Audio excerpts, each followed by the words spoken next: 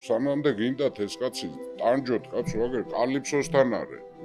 უკეთეს ქალი არ არსებობს. უკვდავია, მაგრამ არ უნდა ამ კაცს. აბა თუ გამოიცნობთ რა ტექსტი აირჩია ბატონმა გუბაზმა? კირკეს შევხვდებით დღეს ჩვენ და ისეთ ქართულ ხასიათებს აღმოვაჩენთ. მამიდა ჩვენთან რომ მივიდა ოდისევსი. სტუმრებს რა საჭმევს გახსოვთ კირკე? ელარჯს საჭმევს. არ შეიძლება ისევ ის დაბრუნდე რაც წახვედი. ავსტროა იმიტომ უნდა ავიღო, რომ თუ ვერ ავიღებთ მე სახში ვერ ბრუნდები. და ყველაზე ტკბილი გამარჯვება იმ საკუთარ თავში ანტაგონისტის დამარცხებაა. კრიზის მენეჯერია ტროვას ომში, კაცო, ეს რო არ ყოფილიყო ტროვას ვერ აიღებდა. ადამიანი არის მისი არჩევანი. რასაც აირჩევს იმით განისაზღვრება. ჰომეროსმა შექმნა ბერძენი ხალხი და ბერძენმა ხალხმა შექმნა დასავლური ცივილიზაცია. გვასწავლის ტექსტი რა გღუპავს სინამდვილეში. ტრაბახის სიხარბე. ჰომეროსი გაძლევს საშუალებას, რომ შენ მიხვდე რატო ტირის ოდისევს.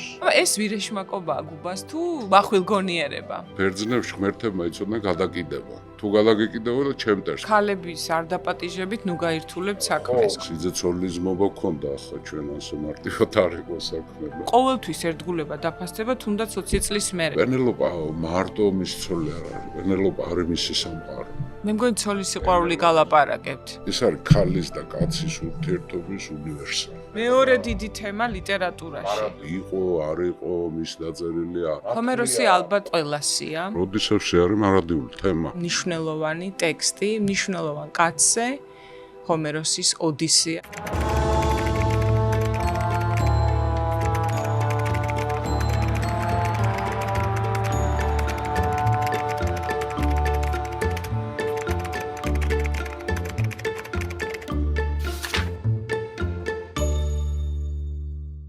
მოგესალმებით, დღეს ერთი წიგნის დღეა და სანამ წიგნზე საუბარს დავიწყებთ, მინდა გთხოვოთ გამოიწეროთ ჩვენი არხი, მოგწეროთ კომენტარები და აშიაროთ, ამით თქვენ ძალიან დაეხმარებით ჩვენი არხის პოპულარიზაციას. მადლობა ასევე ჩვენ სპონსორებს მთის წყალს, ეს არის წყალი ბრომატის გარეშე და საქართველოს უნივერსიტეტს, რომელიც სტუდენტებს ასწავლის, რომ მხოლოდ თავისუფალი ადამიანის გონებაში იბადება სამყაროს შეცვლის იდეა. ინოვაცია ხდება იქ, სადაც ერთმანეთს ცნობის მოყვარეობა და გამბედაობა ხდება. ჩემი სტუმარი კი დღეს ისტორიკოსი გუბა სანიკიძეა და აბა თუ გამოიცნობთ რა ტექსტი აირჩია ბატონმა გუბაზმა, ეს არის ერთ-ერთი თუ ყველაზე არა მნიშვნელოვანი ტექსტი, მნიშვნელოვანი კაცზე, ჰომეროსის ოდისეა და დღეს ვილაპარაკებთ ოდისეაზე, ოდისევსზე და რატომ თვლით რომ დღეს არის ამდენი ხნის მერე კიდევ ოდისევსზე სალაპარაკო და საინტერესო რით არის ეს კაციც და ეს ტექსტიც. მოგესალმებით, დიდი მადლობა თქვენთან სტუმრობა ჩემთვის დიდი პატივია. ქეთი ასე მოგმართა. დიახ, მადლობა. ხო, და პატივისცემა თქვენი ტალანტების მიმართ მინდა გამოვხატო და ბევრი ჩვენი მაყურებელი ამაში დამეთანხმება და პატივია ჩემთვის ამ სტუდიაში ყოფნა და ამ ციკლის წევრობა, რასაც ქვია, განათლება ზოგადად ხო, ახლა რაც შეეხება ჩვენს დღევანდელ თემას, რატო ავირჩიე ოდისევსი, ახლა არ დაგიმალავთ, ძვირფასო მეგობრებო. ერთ ასეთი ფორმატი არის, სტუმარი ირჩევს ნაწარმოებს, ხო და სხვათა შორის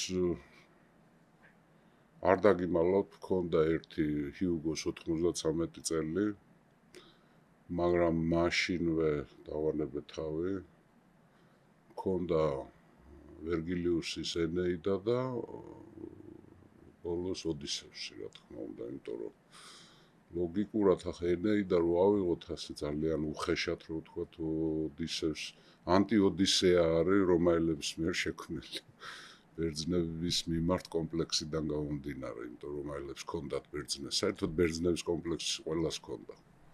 ჩვენც? ჩვენ ნაკლებად სხვათა ეს არ დამისვია, ჩვენებს არ ჰქონდათ ესა. მე მგონი ქვეცნობიერში ჰქონდა ეს, იმიტომ რომ ის ცივილიზაცია, რასაც ჩვენ ბერძნულს ვეძახით და პროტობერძნულს და საერთოდ პირველ ევროპულ ცივილიზაციას იმას ჩვენ ჩვენთან სულ საქმეში ვართ, ჩვენი მედეათი, კირკეთი. რას ლაპარაკობთ კაცო და პასიფაეთი და რავი ჩვენი დედოფლები მართავდნენ ინოსის ცოლი იყო პასიფაი, რომელიც იყო აიეტის და. ხო და სიძეცოლის მობა ქონდა ახლა ჩვენ ასე მარტივად არ იყო საქმე და კირკეს შევხვდებით დღეს ჩვენ და ისეთ ქართულ ხასიათებს აღმოვაჩენთ იქ სხვათა შორის კერძებშიც კი. ხო და ამიტომ ჩვენ კომპლექსი ნაკლებად ქონდა, მაგრამ სხვებს ქონდათ მაკედონელებს, რომაელებს, ვის არ ქონდა. შეიძლება სპარსელებსაც არ ქონდათ ალბათ, ხო, მაგრამ ახ დავანებოთ რატო ოდისევსი, იმიტომ რომ ოდისევსი არის მარადიული თემა. ესაა მამაკაცის სამყაროა ესა და ახ ვინც ვიცნობთ ამ მითოსს, ეს მითოსის ნაწილია, რა თქმა უნდა. ყველა ჩვენთაგანი ნებისმიერი მამაკაცი რაღაცას ჩვენ თავს ვიპოვით ოდისევსში. ყველანი ვართ ცოტა მაინც ოდისევსები. იმიტომ რომ ოდისევსი არის უნივერსალური ფიგურა, მას აქვს ცუდი და კარგი თვისებები თანაბრად. ეს არ არის დადებითი გმირი. ან უარყოფითი გმირი, ასე პრიმიტიულადაც ნუ შევაფასებთ საერთოდ ძველ სამყაროს სიკეთე და ბოროტება მანდამაინც გაყოფილი არ აქვს. სიკეთე და ბოროტება გააყვეს პირველად სპარსელებმა. კერძოდ ზარატუშტრა, მანამდე, რა ვიცი, ყველაფერი შეიძლება ყოფილიყო, კარგით, ცუდით, ბოროტიც, კეთილიც, მამაციც, მხტალიც. როგორიც არის ზოგადად ადამიანი. რა თქმა უნდა, არ არის აქ ფრონტის ხაზი არ გადის. ჩვენ შიგნით, სხვათა შორის ქრისტიანობაც ამას გვეუბნება, რომ ჩვენ შიგნით არის ბრძოლა. ისლამიც ამას გვეუბნება.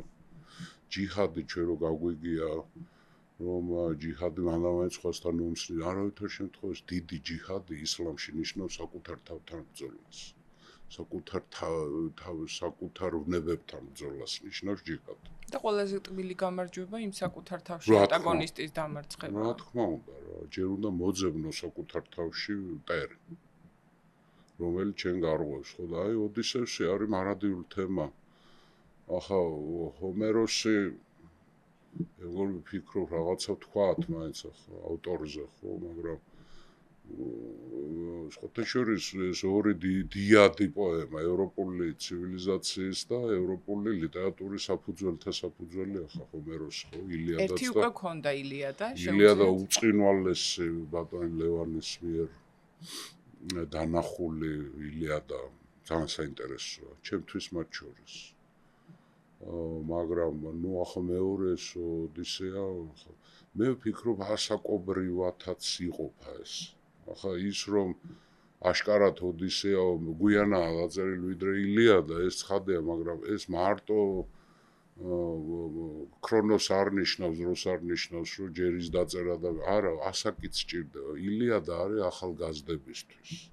აი ახალგაზრდა რო ხარ, ხო, ის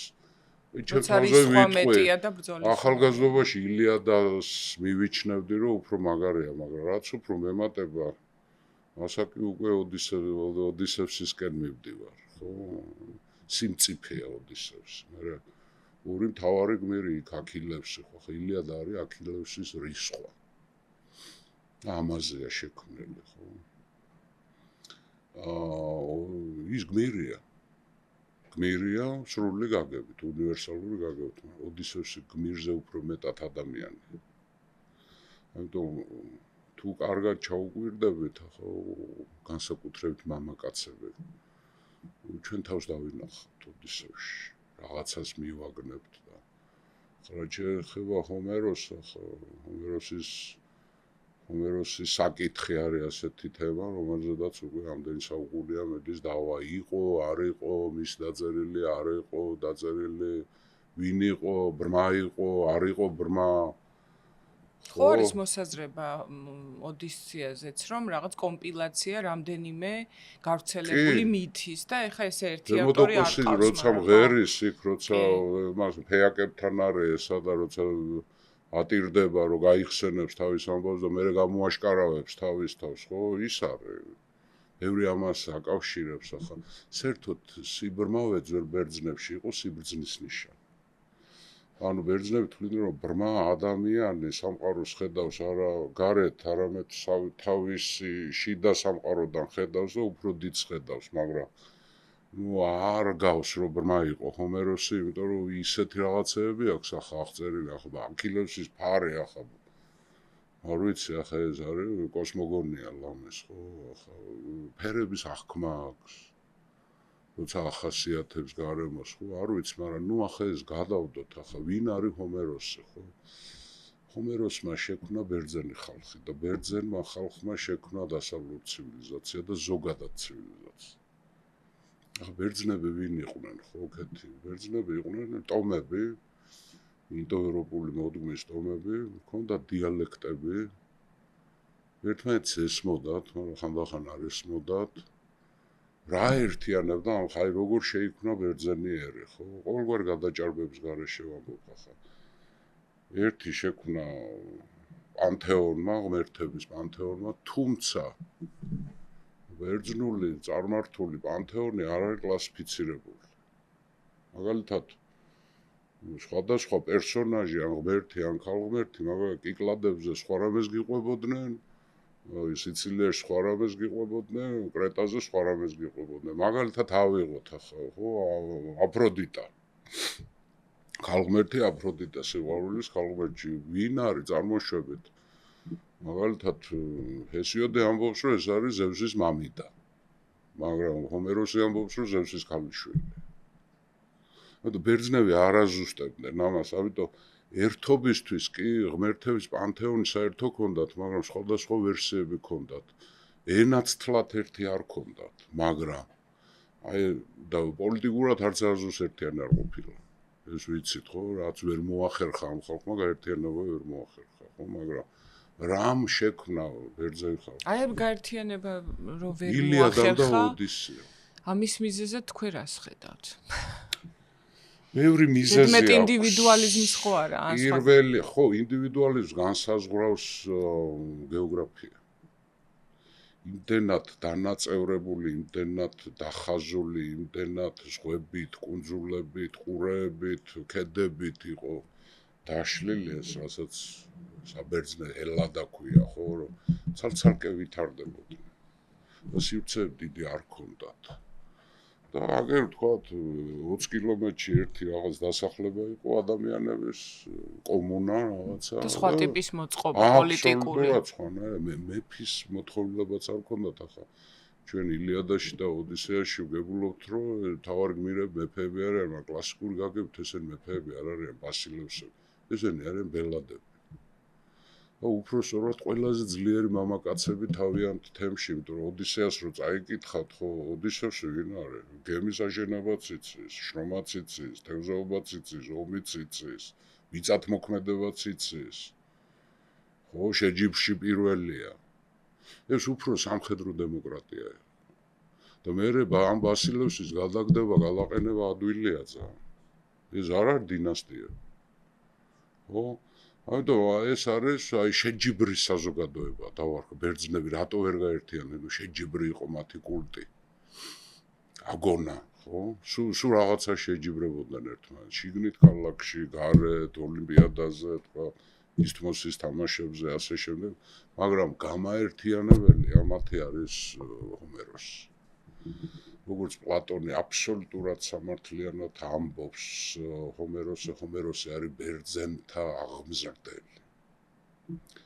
და ბერძნები სამყაროს ყოფდნენ ორ ნაწილად, თვითონ ბერძნები და დანარჩენი ბარბაროსები. ხო?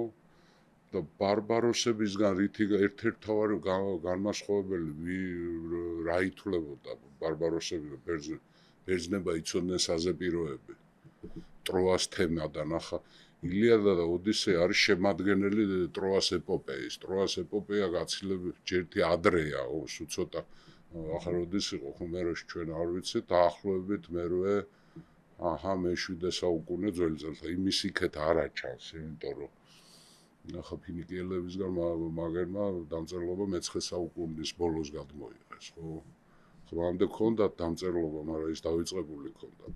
ხაზოვანი ბ მაგალითად, რაცაც ვეძახით ჩვენ მეცნიერები მიკენის, მაგრამ ხაზოვანი ბ ამოკითხულია, მაგრამ იქ პოეზია არ არის, საერთოდ არ ახასიათებს, ამიტომ ეს ამბანის მიღების მერეა დაწერილი ყველა ვარიანტში ახლა. ჰეროდოტე ამბობს პირდაპირ, რომ ჩემამდეო 400 წლით ადრე იყო ეს რა ქვია. ჰომეროსი ახლა მე-9 საუკუნეს ასახელებს ძველი წელთაღრიცხვით, მაგრამ ეს არის ჰომეროსმა გაზარდა, მარქსი ახლა მოგწონს არ მოგწონს, მაგრამ ნიჭიერ კაცი იყო, ახლა ბერძნებზე რას ამბობს მარქსი, რომ ბერძნები არიან ცივილიზაციის ბავშვები. ბერძნული კულტურა არის ცივილიზაციის ბავშვობა. მე გაიზარდა ცივილიზაცია, ხო? ანუ ჰომეროსი არის საფუძველი ბერძენი ერის. ბერძნებს ერთმანეთი არ უყვარდათ, ეოლიელები იყვნენ, იონიელები იყვნენ, დორიელები იყვნენ, არ უყვარდათ. ახლა ათენელებს და სპარტელებს ერთმანეთი არ უყვარდათ, არ ყვია ამას, დაერიან, დაწყვეტეს. ხო, მეტი რაღა სიყვარული როგორ უნდა გამოიყენოს. შოთაშორის დანარჩენი ხალხების ისტორიის ცოდნა ჩვენ გვეხმარება ჩვენ კომპლექსების მოხსნაში. ქართველებს კომპლექსები გვაქვს. მაგალითად გონია, რომ ჩვენ გძულდა სულ ერთმანეთი და ერთმანეთის მტრები ვიყავით და ეს ჩარჩენილი ის არის თეზისი, რომ ჩვენ განაფერი არ გამოვადა. ახლა აგერ ბერძნებს რო შეხედავ, გერმანელებს რო შეხედავ, რებს უშვებიან ერთმანეთს, ხო? დღევანდელი ბერძნები აიდენტიფიცირებენ თავს. ცდილობენ, თუმცა უღრმეს პატივისცემა თანამედროვე ბერძნებთან, მაგრამ ძალიან მოშორებული არიან ჰომეროსის ძველ საბერძნეთს. თუნდაც მარტო იმ ენობრივათაც ავიღოთ, ხო? ჩვენ შუშარიკის სწავლება სკოლაში ვასწავლეთ. ავიკებთ, ხო? ქართული მდგრადი ენაა ძალიან. ნაკლებად. ეს კაი ნიშანია თუ ცუდი? ეს სიძველის ნიშანია.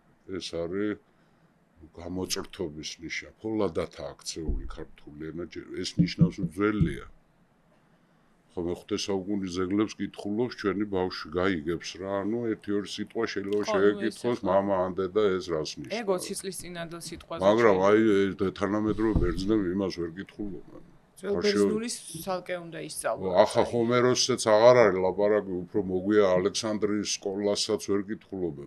სომხები ვერ გებულობენ ძველ სომხურ ტექსტებს. გრაბარის უნივერსიტეტში უნდა ჩააბარო და ძველი სომხური ენის კათედრაზე ცალკე უნდა ისწავლო, რომ გაიგო ძველი. აი ქართველებს გვესმის. ამიტომ თანამედროვე ბერძნები იჩემებენ რა თქმა უნდა ამას. ყოველ შემთხვევაში უფრთხილდებიან და კორპუსებს არ დგავენ ახლა იმის. ხო, რა თქმა უნდა, ახლა ჩვენსავით. ჩვენ ვერავინ ვერ შეეცილება თანამედროვე ბერძნებს იყვნენ მემკვიდრეები ჰომეროსის საბერძნეთის, თუმცა ძალიან შორს არიან ამისგან. ხო, მაგრამ პატივისცემენ ახლა ბოლოს და ბოლოს, ხო. მაგრამ აი ჰომეროსი ეს არის რა, სამყაროა დიდი. ჰომეროსი ალბათ შეგვიძლია ვთქვათ, რომ ყველასია. იმიტომ რომ დღემდე ძველი ანტიკური ლიტერატურის ტექსტები არის საფუძველი ყველა თანამედროვე სიუჟეტის, ამბის, ინტერპრეტაციის და იაპონელებმაც კი წაიღეს ოდისევსი ყავთ თავისი იმათ. ანუ იმდენად უნივერსალური კაცია, რომ ამას ვერ გაცდები, საიდანაც არ უნდა შემოუარო. თემატიკა მისია რა, ყველა თემატიკა რაც არ უნდა აირჩიოს, საერთოდ წერლობა რა არის, ბევრი სადავო არის, ახლა ბევრი თვლის რომ წერლობა არის ტექნიკა.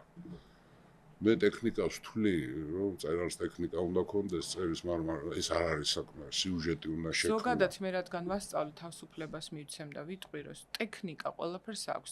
შეიძლება ხატვაც ისწავლო, წერაც ისწავლო. და შენებაც. მაგრამ ის, რასაც მე ვქვია, რომ სული ჰქონდეს და ცოცხალი იყოს, ამას უკვე სხვა რამე ჭირდება. მარტო სწავლა ვეღარ შველის, თორე ტექნიკურად ადამიანს ყველა დახატავს, მაგრამ ეს არ იქნება. შოთაშორის თანამედროვე ლიტერატურაში, ახლა მე არ დაგიმალავქეთი, თანამედროვე ლიტერატურას ნაკლებად ვეტანები, რატო? იმიტომ რომ უმეტესილა ტექნიკური. ახლა ბორხესზე და იმაზე არ არის ლაპარაკი, ახლა, მაგრამ არა ვარ ინტენსიური მკითხველი თანამედროვე ლიტერატურის, იმიტომ რომ თანამედროვე ლიტერატურა სული დაკარგა. ხო, და არის აი ძალიან მაგარი ტექნიკა. მე ხა მაგაში მე არ დაგეთანხმებით, მაგრამ მაგაზე ლაპარაკის დრო არ გვექნება ეხლა. მე მაგალითად მე-19 საუკუნის ლიტერატურა მირჩევნია მე მაგალითად. 21-ის თუ მე-20-ეს? არა, მე-20 მაგარია კაც. ანუ 21 არ მომწონს. 21 არ მომწონს. 21 ბევრი რაღაცებისთვის არ მომწონს, ხო. ახლა ეს ოდისევსი არის 21-იც არის და 27-იც იქნება. თემაა ეს არის მამაკაცის თემა, ხო?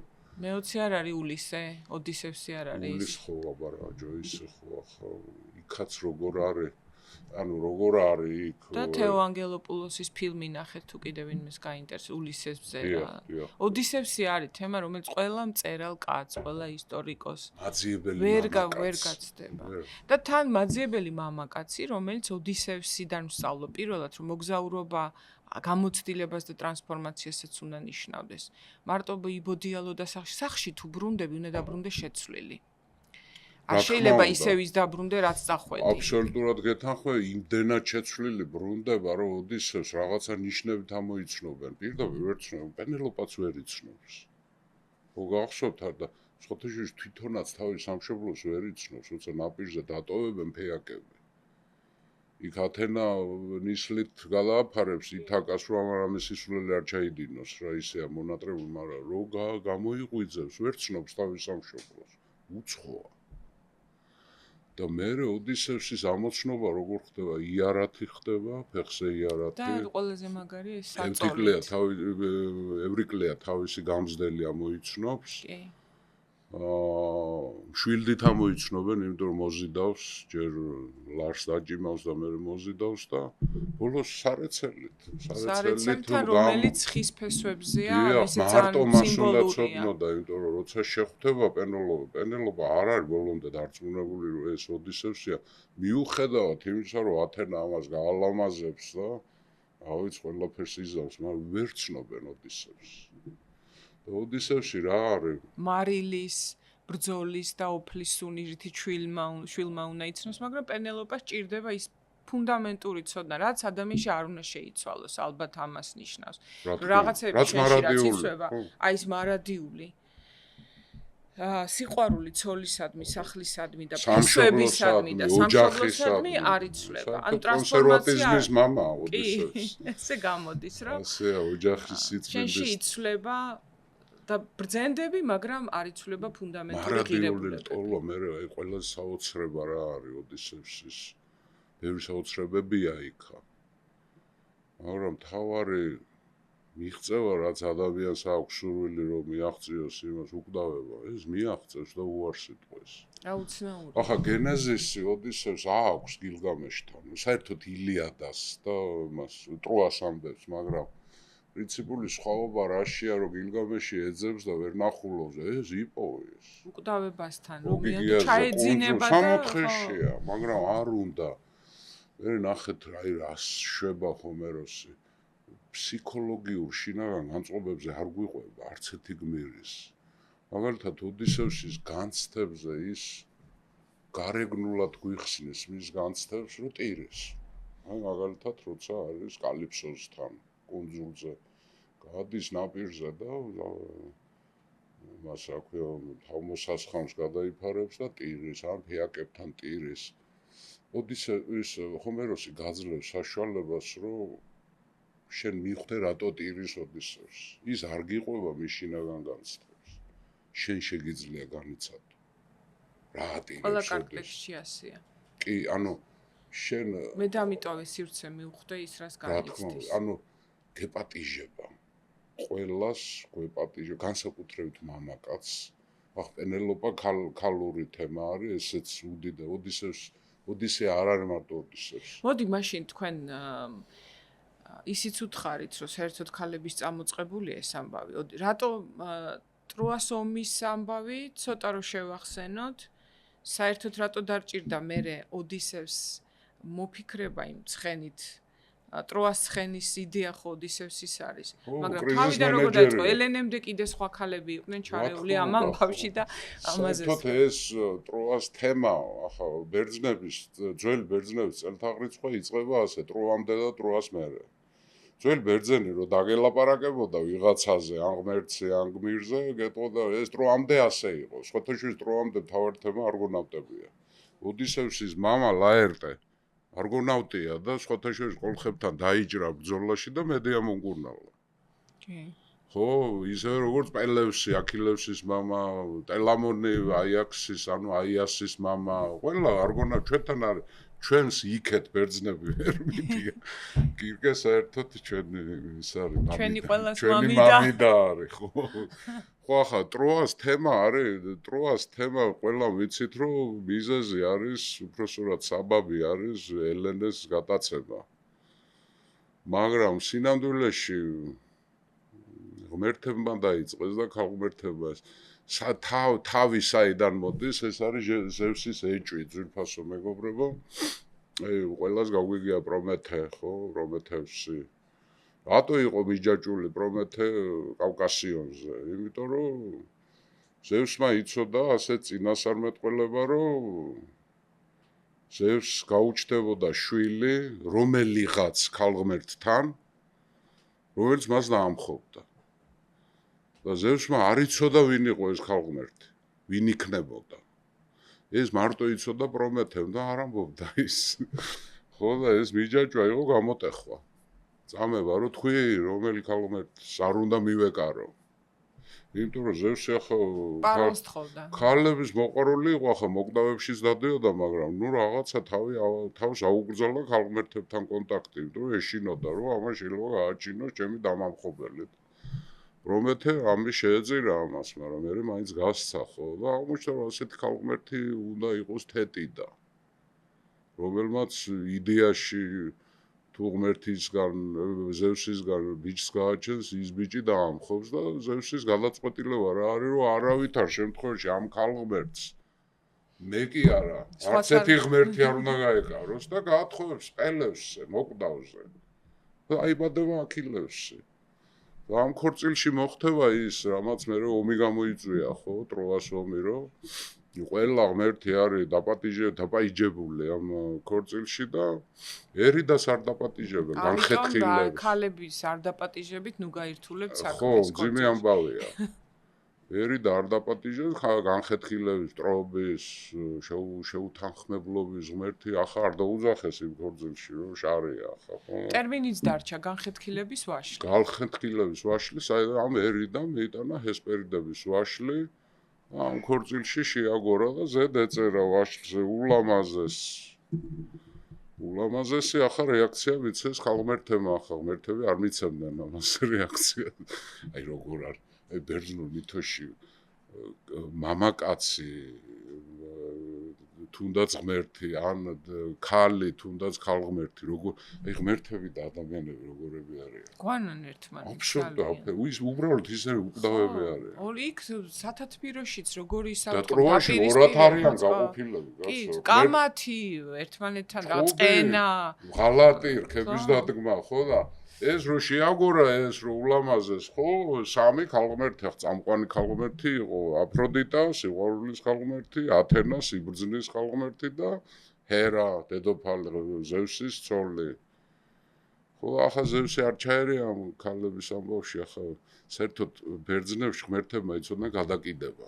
კი. თუ გადაგეკიდებოდა ჩემტერს, მაგრამ ღმერთებზე უარესები იყვნენ, ქალღმერთი თუ გადაგეკიდებოდა. ეს იყო დაღუპვა. ეს იმაში ჩანს, რომ მაგალითად პოსეიდონი კია გადაგიტებული. კი, მაგრამ ათენა ჯობნის. ეს ქალღმერთი თუ გადაგეკიდა ხარ დაღუპული და თუ დაგიდგა გვერდში ბოლომდე შენთან არის. კი. ხო? ხო და ამ სამი ქალღმერთი მივიდა ზევსთან და ეუბნებია, რომ შენ გადაწყვიტე რა, ვის გვეკუთვნის, რომელი ვართ ულამაზესი. ზევსმა იფიქრა, ხა შარია, ერთს რომ მივცე, ორი გადამეკიდება, ხო? და უთხრა, რომ კრიტერიუმი, წავედ და ყველაზე ლამაზ ბიჭი ვინც არის, იმას კითხეთ, მოკვდავებში. ყველაზე ლამაზ ბიჭი ვინ არის? ტროას მეფის პრიამოსის ძე პარისი, ხოთეშურის მეორე სახელი მისი ალექსანდრე, ორი სახელი ერქვა.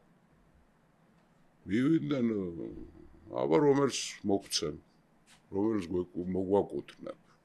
ვაშლის გაჭრა არ შეიძლება. ერთს უნდა შეხვდეს.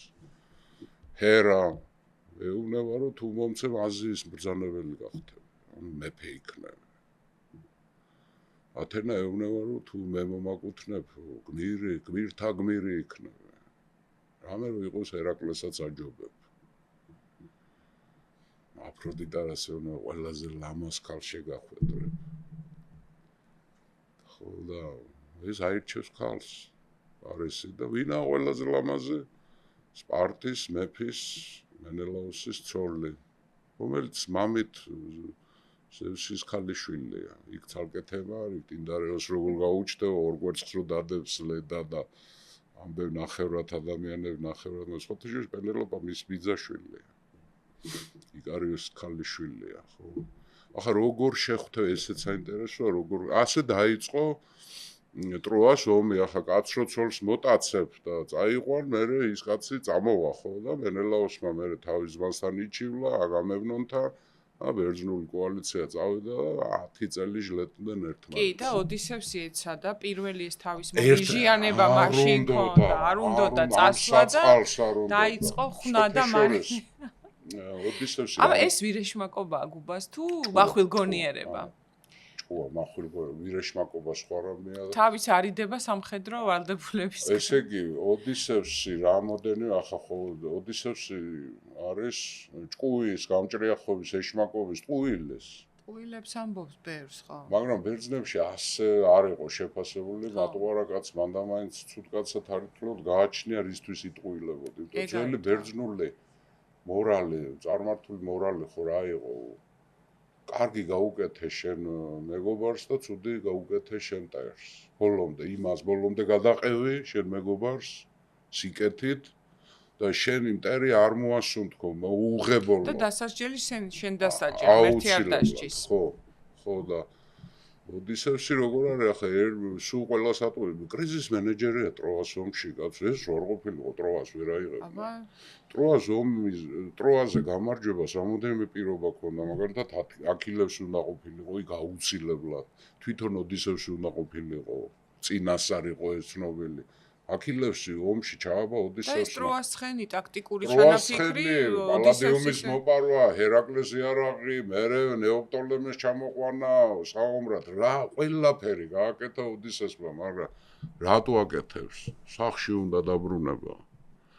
და როცა ხო ოდისევსის საერთოდ ეს ომი რამ გამოიწვია კიდე ერთ-ერთი ირიბი მიზეზი რა იყო? ტინდარეოსი ათხოვებდა ჰელენეს ამ ულამაზეს ქალს. არაბიოლოგიური მამა, ბიოლოგიური მამა ზევსი იყო, მაგრამ ტინდარეოსმა გაზარდა ჰელენე, ხო და მთელი საბერძნეთიდან ჩამოვიდნენ ეს გმირები. და რაღაცა პარამეტრით ოდისევს ყველა ჯობდა. ვიღაცა მასე ძლიერი იყო, ვიღაცა მასე ფეხმარტი იყო, ვიღაცა რაღაცაში ჯობდა, ვიღაცა ეს ყველას ერთად აღებული ჯობდა ჭკუაში. ხო და როცა ამდენი სასიძო ჩამოვიდა ჰელენეს ხელის ათხოვე, ტინდარეოს ჩავარდა საგონებელში, რომ ბიჭო ერთი რო ავირჩიო ჩემი გოგოსთვის, ახლა ეს დანარჩენები არ დაერიო რამ ჩემს სიძეს და მეც არ მიმაყოლობს. ესენ გიჟები არიან. ხო? ხო, თავდაბლობა ბერძენგმირებს არ ახასიათებდა. ხო და ოდისევსი მიცემს რჩევას, საგონებელში ჩავარდნელს. ოდისევსი მიხვდა ერთ რამეს, რომ ჰელენეს ის ვერ წამოიყვანდა, ნულოვანი შანსი ჰქონდა. ამიტომ მიიღო ასეთი გადაწყვეტილება, რომ შენი ძმისშვილი პენელოპე მოეწონა. პენელოპე სილამაზით ჰელენეზე ნაკლებია, მაგრამ ბევრთ არა. ეტყვის რომ შენი ძმისშვილი პენელოპე მე გამატანი ცოლად და მე მოგცემ ისეთ რჩევას რომ მაგ პრობლემას მოგიხსნი და რა ურჩია აირჩიოს ერთ სიძეს რო აირჩევთ სასიძოს დანარჩენები დააფიცე რომ ჰელენეს გამბრაზებელს პასუხს მოთხოვენ და მენელაოსის გამბრაზებელს პასუხს მოთხოვენ.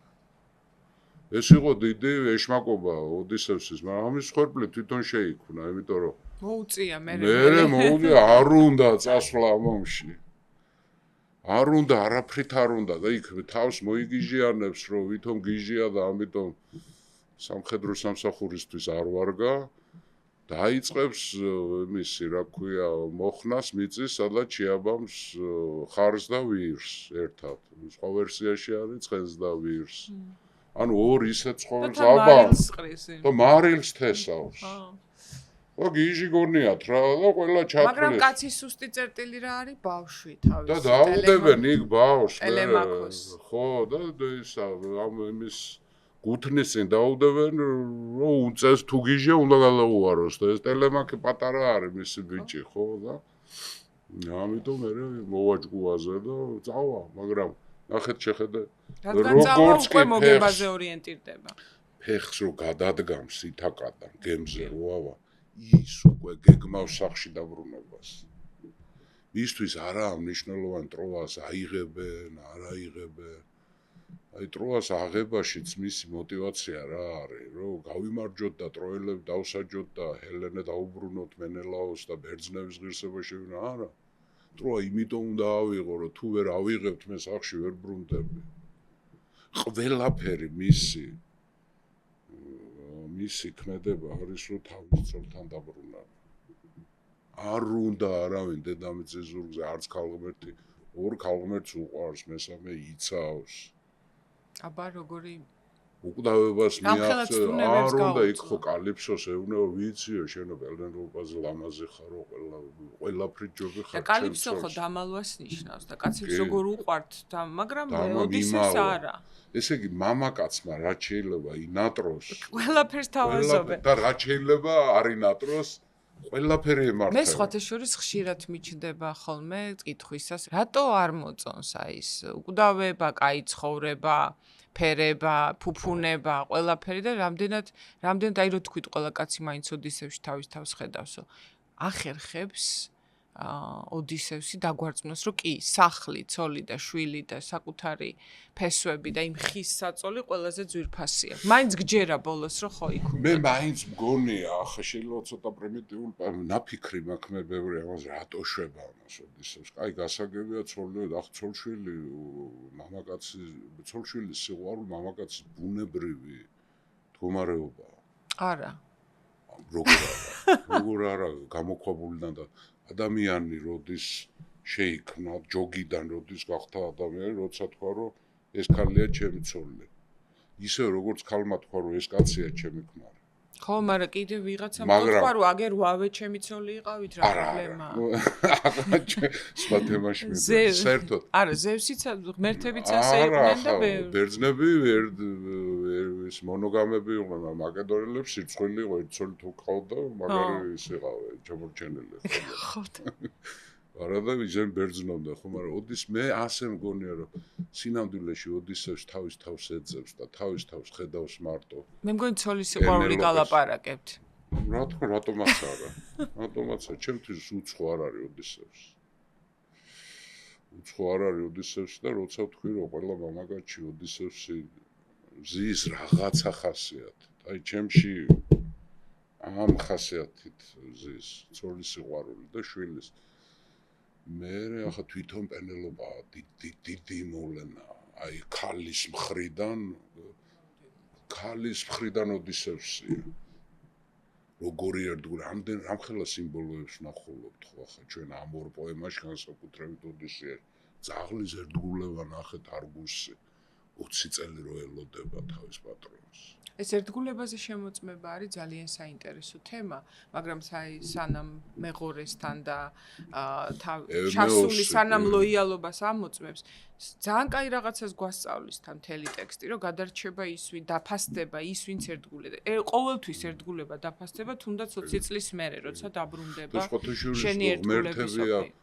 აი ტროაში ღმერთები ნახე როგორ იქცევიან არიან გაგიჟებულები გადარეულები ომობენ ერთმანეთს ემტერებიან აი ოდისევსმა ისეთი პრობლემა შეუქმნა ღმერთებს რომ სულ ბჭობენ რა უყოთ ამ კაცკაცო ათენა არის მისი ლობისტი და თავარი მფარველი ანგელოზი თავარი მფარველი და მამამის ეუბნება ზევსს რომ სანამდე გინდათ ეს კაცი ტანჯოთ კაცო აგერ კალიფსოსთან არის უკეთეს ქალი არ არსებობს, უკვდავია, მაგრამ არ უნდა ამ კაცს. მაგრამ ათენაც როგორი ისეთი ქალია, აი ჭკვიანი, რომ მოდი სანამ პოსეიდონი წასულია, მანამდე ეთიოპიაში სანამ არის, მანამდე მოვაყომაროთ ეს ამბავი. იქ არის ზევსი ძალიან ბევრი რა, ნუ არ ვიცი ახლა. რა ვიცი. რამდენი ზევს აქვს შიშები თვითონ ხო ღმერთების უფროსია, მაგრამ შიშები აქვს თავისი ძმის პოსეიდონის, რომ სამდე ეთიოპიაში მანამდე გავაპაროთ ეს კაცი. მერე კიდე ჰელიოსის ძროხებს რო დახოცავენ ესენი აკრძალვას. ჰელიოსი რო დაემუქრება ზევს რომ თუ შენ ახლა ამას არ დასჯი ამ თავხეთს ოდისევს მაშინ მე მზეს წავიღებ და ჰადესის სამყაროში, საიქიოში წავიღებ სინათლეს და თქვენ იქნებით აქ ბნელში. კი, ანუ აბსოლუტური ძალაუფლება ოლიმპოზე და ზევსაც კი არა აქვს. ყოველთვის არსებობს რაღაც ამით არის ცხოვრება, გადაწყვეტილებებს ეს ერთპიროვნულად ვერ იღებენ. ღმერთები უწევენ ანგარი, აი როგორი შეუპოვარი არის, აი ორი მთავარი ღმერთი გადაეკიდება პირდაპირ პოსეიდონი და ჰელიოსი, მზის ღმერთი და წყლის ღმერთი, ზღვის ღმერთი.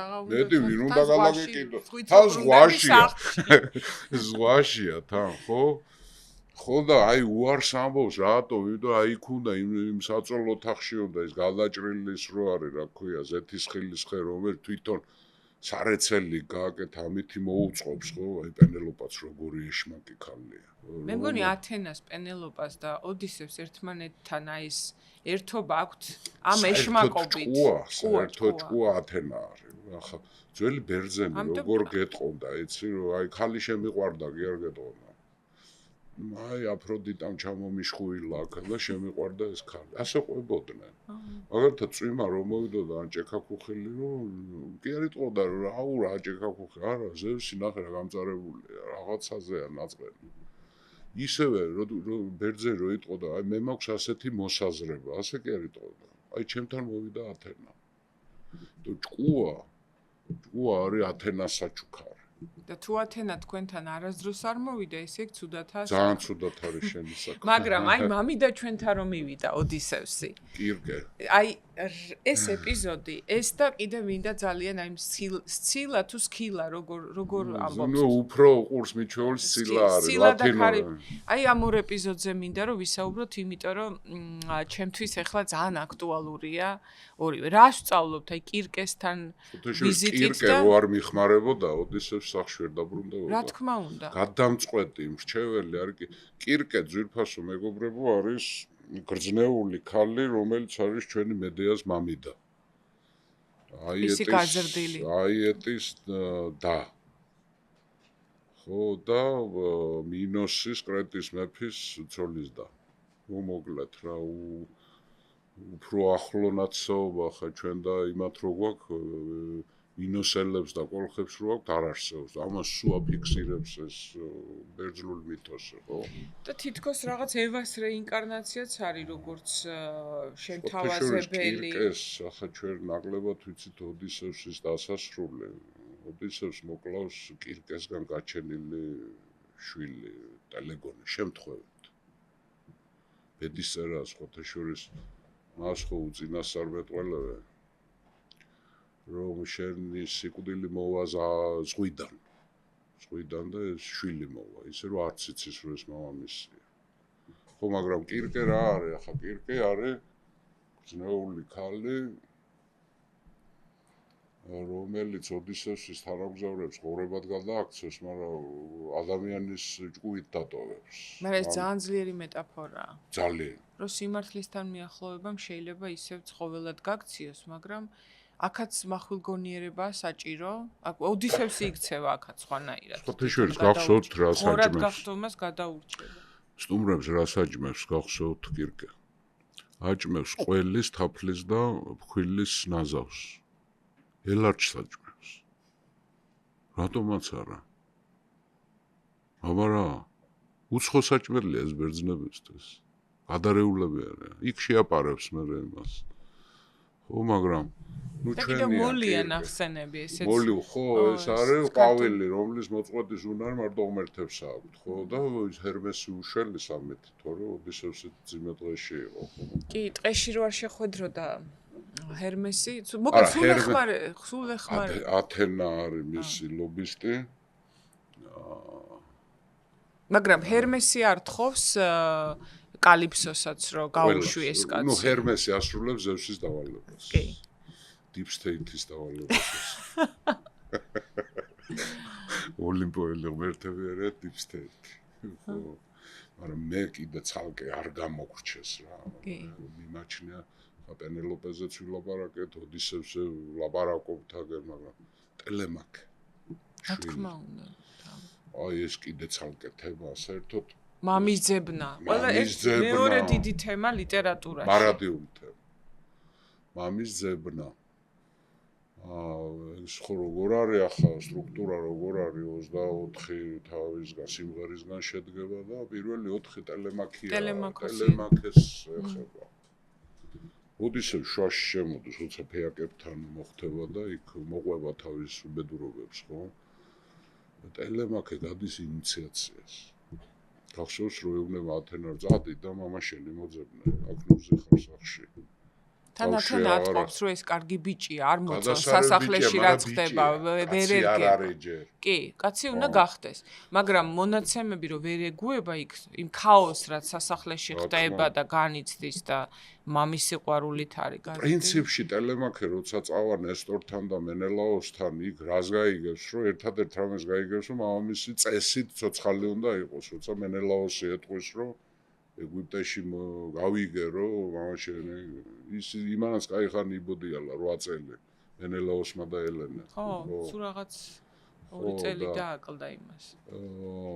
მაგრამ ეს არის ინიციაცია მამის ძებნა. ძალიან ხშირად უდრის დედაზე მოწყვეტას. ტელემაქე უნდა მოწყდეს პენელოპეს. და მამის ძებნის თემა ხა ეს გენიალურად ჯოისს აქვს ულისეში რა იქ. ანუ როგორ ოდისევს კი არ უკავშირებს თავის ნაწარმოებს, თავის ნაწარმოებს პირიქით არის, ოდისევს უკავშირებს თავის ნაწარმოებს. იქ არის თემა მარადიულთა ჰამლეტი, იესო ქრისტე და ტელემაქე, მამის ძებნა. და მარტო ძებნა არა, შეცნობა მამის. და ინიციაციას გადის. ტელემაქე მიდის ბავშვი ითაკადან და ბრუნდება მამაკაც, რომელიც მამამისის შურის ძიებაში არის მთავარ როლს თამაშობს, წილი აქვს შურის ძიებაში. ანუ ოდისევს ამ სასიძვეს მარტო კი არ ხედავ, ტელემაქეც შურს იძიებს. არა, გვერდით ყავს და ახლა იმ სასიძვეების თემაც ის არის ახლა ხო, რომ დედა როგორი სისხლიანია ოდისევსი და როგორი სასტიკი. ძალიან დიდი როლი ჰქონდა ძველ ბერძნებშიც და ამ ტროას ეპოსშიც და ილიადაშიც, ოდისეაშიც და საერთოდ მითოში ბერძნულში დიდი უდიდესი როლი აქვს ქსენიას, ანუ სტუმარ სპინძლობას, ხო ქსენიას, პროქსენობა არის მე ისა რა ქვია, მათნაფიცო გვაჩვენებს კარგსაც, და ნახეთ რა ბერძნებში ერთ-ერთი ყველაზე წმინდა თემა არის პროქსენო, ისა ქსენია, ანუ სტუმართმას ამის შებღალვა არ შეიძლება. შენ უნდა ბერძენი უნდა იყო როგორც იდეალური მასპინძელი, ისევე იდეალური სტუმარი. და ჩვენთან რო არა ქართველებს ეს არ გვიკვირს რომ სტუმარი ღვთისა სტუმარი ღვთისა ნიშნავს რას, რომ შეიძლება თვითონ ღმერთიც გეწვიოს. ხო, ბერძნებში ასე იყო, სტუმარი რატო უნდა მიიღო კარგად? იმიტომ რომ ის შეიძლება გადაცმული ღმერთია. ამიტომ შენ ამას ვერ გამოიცნობ. ზევსმა ღმერთმა თუ მოინდომა ინკოგნიტოდ დარჩენა ვერ გამოიცნობ, მაგრამ შენ შეგიძლია ივარაუდო, რომ აგერ მათხოვარი რომ მოვა შენთან, ეს შეიძლება გადაცმული ზევსია. ან ქალღმერთის ათენაც ხომ მიდიოდა. რა თქმა უნდა, წემსად გადაიქცევა, ხო? და ნახე, ოდისევსი იქცევა როგორც ყველა წესიერი ბერძენი, ნამდვილი ბერძენი. ციკლობს თვალს რატო თხრის? იმიტომ ციკლობი არის ცუდი მასპინძელი. გახსოვს, რომ არის შეახსენებს, მოუწოდებს, რომ ჩვენ ზევსის დაცვის ქვეშ ვართ, იმიტომ ზევსი იცავდა მოხეტიალეებს და სტუმრებს. თავარი ღმერთი და ის ეტყვის, რომ აი ზევსი კაცო უნდა შეგჭამოთ, ახლა შეჭამს. რამოდენიმე. ამიტომ ბერძნების აი მორალში რა არის, რომ თუ ცუდია მასპინძელი უნდა მოკლა. ხო, ძალიან ცუდი მასპინძელი, არაფერ პატივიასა გარდა იმისა, რომ კაი ბოლოს შეგჭამ. ბოლოს შეგჭამო, სოჩუკას გაგიკეთებ, ხო და კიდე ამის საპირისპირო, ოღონდ იგივე ქმედება. სასიძვებს რატოს ჯის გარდა იმისა, რომ ცოლის წართმევას უკვე ცოცხალი ცუდი სტუმრები არიან. ცუდი სტუმრები არიან, შეუჭამეს სახლი. დააქციეს მთელი ეკონომიკა. ამიტომ დაუნდობელი, ანუ ოდისევსი ბერძნებისთვის არის იდეალი, რომ ცუდი მასპინძელიც უნდა დასაჯო, მათ შორის სიკვდილითაც, თვალს უნდა მოთხარო. ამას გადაყვება მერე. თავის ამ პარტაი ამ თავარი მტერი ოდისევსი. ამან თქვა იქ წამოწდა აი ყველაზე სულელი ოდისევსი, ხო ყველაზე ჯგვიანია. ყველაზე სულელი ოდისევსი აღმოჩნდება, როცა პოლიფენეს თვალს მოთხრეს და რომ მოცურავს უკვე რომ მიაძახებს რომ ამდე ხო ეტყვის რომ არ ვინ ვარ მე, არ ვინ ქვია მე. აი ამ პარტავნობა ამიტომ ასისულელი აქიდანაც ჩანს. ერთხელ დაგუშვებს შეცდომას. ამ პარტავნობა და ტრაბახი, მაგდროსი ხო, იქვეა, ერთი მეორეს უდრის, ხო? როცა მიაძახებს რომ მე ვარ ოდისევსი ითაკას მეფე.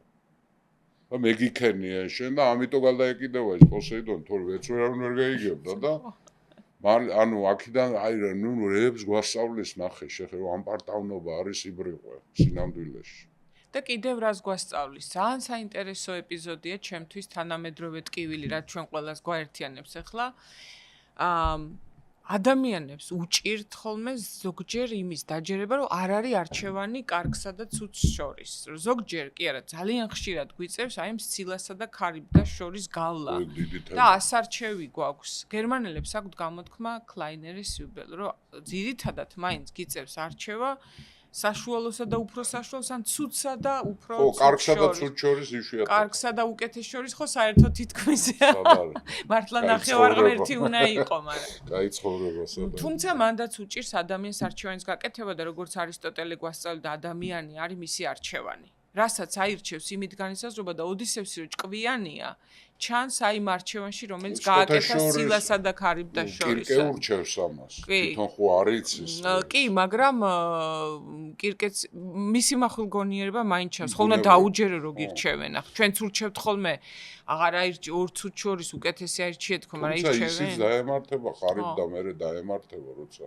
კი. უკან მოხდება. მაგრამ 6-ის შეწირვა ერჩივნა მთლიანად ხო, აი ცილა და ხარიბ და გაგვიგია ძვირფას მეგობრებო ძალიან ხშირად ეს არის სიმბოლო ცუცსა და უარეს შორის არჩევანი, რომ ცილა არჩია, იმიტომ რომ იქ მარტო 6 დაეღუპება თან. მაგრამ იმ 6 რო კითხო ხა სულ არ უნდა მაგრამ. გასაგებია, მაგრამ სხვა გზა არა, სხვათაშორის დაუკვირდეთ როგორ იცავს თავისიანობას. მაგრამ ეს თავისიანები არ უჯერებენ. ჯერი გლოტოფაგებთან რო წავა და ნარკოტიკში რო ძალით რო წამოართრევს, ხო? მე ეჭვიროში აქვს რო გუდებში ვერცხლი აქვს და არა ქარი. აბა რა სიზამენ კაცო იქა რომ თითქმის მისულები იყვნენ ითაკასთან და სიხარბე. უნდობლობა და სიხარბე როგორ თითქმის ყველა თავში გვასწავლის ჰელიოსის ძროხების შენის ახარების შეჭმა. არ უჯერებენ. ხო, აი გვასწავლის ტექსტი ჩვენ არ ვსწავლობ თორე. რა გღუპავს სინამდვილეში? ტრაბახი, სიხარბე, უნდობლობა, პარანოია და რა გადაგარჩენს. ამასაც, მაგრამ ნუ და მიზანი აქვს, აი ისევ ჩემთვის არის ამბავი ახლა. 64-ს რო დათმობს, თავისი ლებით წამოვა 64 და როცა კალიფსოს მიატოვებს უკვდავებაზე რო იტყვის, ეს არის ოდისევსი ვინ არის? საბოლოო ჯამში. ეს არის მარად შინ დამბრუნებელი ადრე. საერთოდ მამაკაცი ბევრს ეშლება რომ მამაკაცი მოხეტი. კი, მოხეტიალია, მაგრამ შინ დაბრუნების წოდნით. შინ დაბრუნების გამოა ის მოხეტია. მე ისე ვიმეორებ. როგორც კი ტროაში მიდის და გემზე დადგამს ფეხს, მისი გონება უკვე ფიქრობს როგორ დაბრუნდეს უკვე.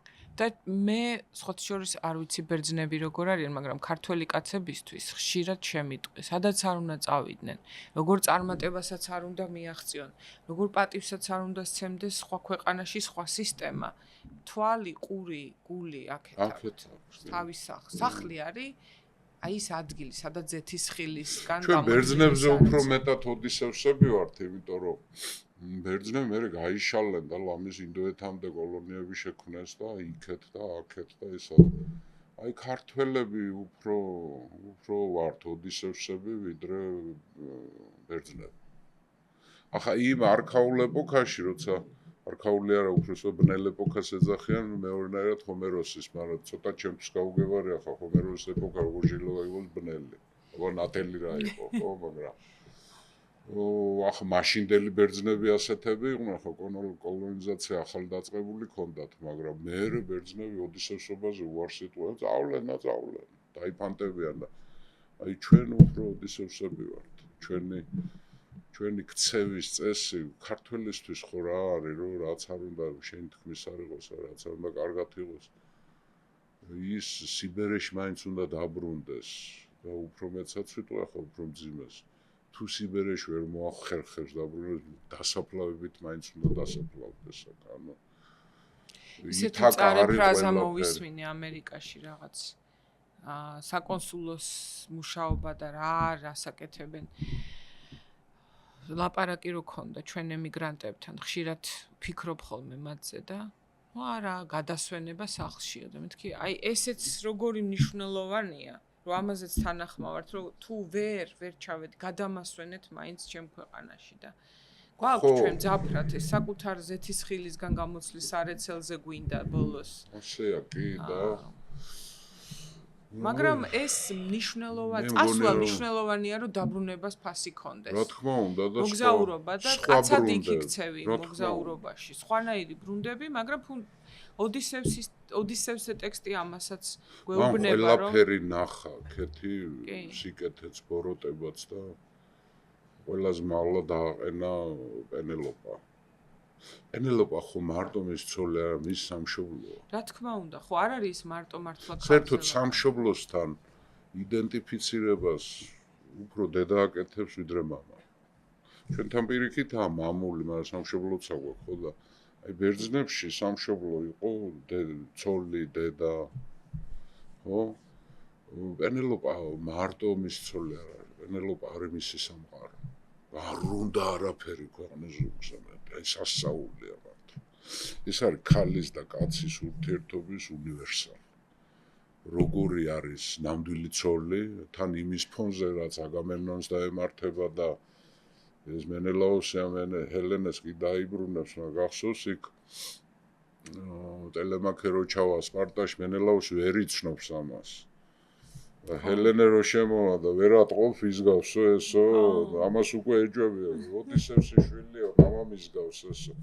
იქ ტროას ამბავს ორივე სხვადასხვანაირად როყვებიან და ერთმანეთს ეჯობია კიდე. კი. ამდენი ტრაგედიების, ოჯახური ტრაგედიების, აგამემნონ ცოლმა დაჩეხა საერთოდ და მისმა საყვარელმა და აქ ეს ასხივებს ეს პენელოპა. ხო, ამ ეჭვებისგან კიდე რამდენი ტრაგედია სხვათა შორის იქ ჰადესში აგამემნონი ეტყვის, რომ გელოდება შენ პენელოპა. დედამისიც ეტყვის ანტიკლეა, ყდარი რო ნახა.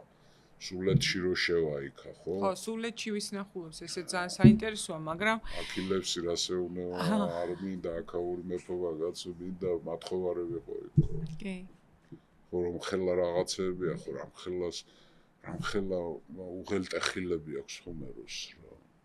და საოცარია, რომ მაშინ როცა არანაირი ცოდნა არ არსებობდა ადამიანის არც ბიოლოგიურ და არც კულტურულ და არც ფსიქოლოგიურ და არანაირ საწყისზე ასეთი ზუსტი სახეხატება შექმნა. კომპასია ჩვენი. საბოლოო ჯამში ჰომეროსი არის ევროპული ცივილიზაციის გემის კაპიტანი. მაგან გაგვასწორა რა და აი მივდივარ და შეთაშორის ევროპული დასავლური ცივილიზაციის უკვე ახლა ვიღაცას არ ეწყინოს უმეშინია რომ რაღაცა ატყდეს ამე დასავლური ცივილიზაციის უპირატესობა აქედან აქვს ეს უპირატესობა ამ დასავლეთს და რა უქნა კაცო. ხო? ყოველ შემთხვევაში თუ უპირატესობა არ და შეიძლება საინტერესოა აღმოსავლურის და ჩინური, მაგრამ ჩვენი იდენტობა საითი აი აქედან დაწყებული, აქედან, ყველაფერი აგერ ეს არის დასავლურის პროდუქტია. და ისევ ამას იყენებს ფარისევლებსაც რო შევახსენოთ, თვითონაც სათუოთ რო დააყენებენ ხოლმე საქმეს ცივილიზაციაზე, სად გარბიან, სად არის კაი? მარტივია პასუხი. არა, პირის გემო კაია. ხო. მაგრამ შეგეუნებია რომ არ ვარგაო. თუმცა არანაკლებ გვეცოდება ის ძველი კულტურები, რომელიც ეხა სიბნელემში თანთქა, მათ შორის პირველ რიგში ჩემთვის ძვირფასი ძალიან სპარსული და ირანული. იმიტომ რომ აი მიზეზი სხვათაშორის შე რო იკითხე ჩვენი საუბრის სათავეში, რატო იყვნენ ბერძნები ასე, რატო ვერ გაერთიანა ხა? არ გაერთიანება ობიექტურად ცუდად ითვლება, ერთობა კარგია ორს, მაგრამ აღმოსავლეთის პრობლემა ამაში იყო, რომ კონკურენცია, რომ ყველაფერი ერთ დიდ სივრცეში რო იყო მოქცეული, კონკურენცია აღარ იყო. რატო დამარცხდა აქემენიდების იმპერია ალექსანდრესთან? კონკურენცია არ იყო შიგნით და ალექსანდრეს ჯარში კი არა მისარდლებში იყო კონკურენცია. ანუ კონკურენცია საჭიროა. რა თქო ფორმა სპორტი რა ვარჯიშია. ვერ იქნები დიდი შტანგისტი ვერ ძლებს ადამიანიო ომის და კონკურენციის გარეშე, მაგრამ ხო შეიძლება ეხა მაგალითად 21 საუკუნეში ომი და კონკურენცია თუ გინდა, აგერ იმაზე ვინ უფრო კარგად დაიპყრობს მარს იმაზეიო მე და არა უკრაინას. ან თუნდაც სპორტი ოლიმპიადები კაცო. სპორტი იძახიან არა პოლიტიკაო და სპორტი როა პოლიტიკა ისეო. რა ვიცი, სუბლიმირებით შეიძლება ეხა ეს ომები ხო არ არის აუცილებელი ისევ ტანგზე დაჯდე და ისევ ხმალი. ესაა ჩვენი სურვილი რომ ომები არ იყოს, მაგრამ სამწუხაროდ არა, ჩვენ მე ეგ სურვილი იმის გამო რომ ადამიანის ბუნება, მაგრამ ომი შეიძლება იყოს ბევრნაირი. აუცილებელი არის ხმალი იქნიო. ხო, ომი უნდა იყოს სამართლიანი. მაგალითად, ვის უფრო კარგი ხელოვნური ინტელექტი ექნება. ბუნებრივია. კონკურენციაც ხო ომია. ხო, ეს არის მაგასვა. საკუთარ თავთანაც და სხვებთანაც ომს ვერ ავწდებით. ეხა ბიოლოგია ამას გვასწავლის, მაგრამ ხო შეიძლება ომის სახეობა შეიცვალოს და ფორმა. აგერ ფორმა, ხო. რა თქმა უნდა, ხო.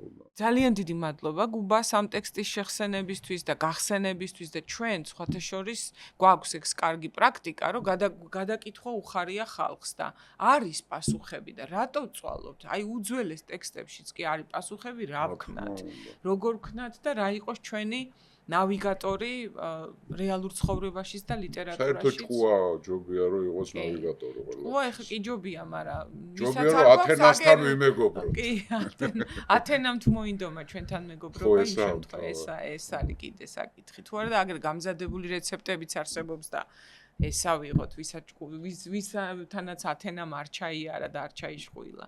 დიდი მადლობა ჩვენ ჭკვიან სპონსორებს თისყალს და საქართველოს უნივერსიტეტს და მადლობა ჩვენ ჭკვიან სტუმარს გუბას სანიკიძეს, მე კი შემდეგ წიგნამდე გემშვიდობებით.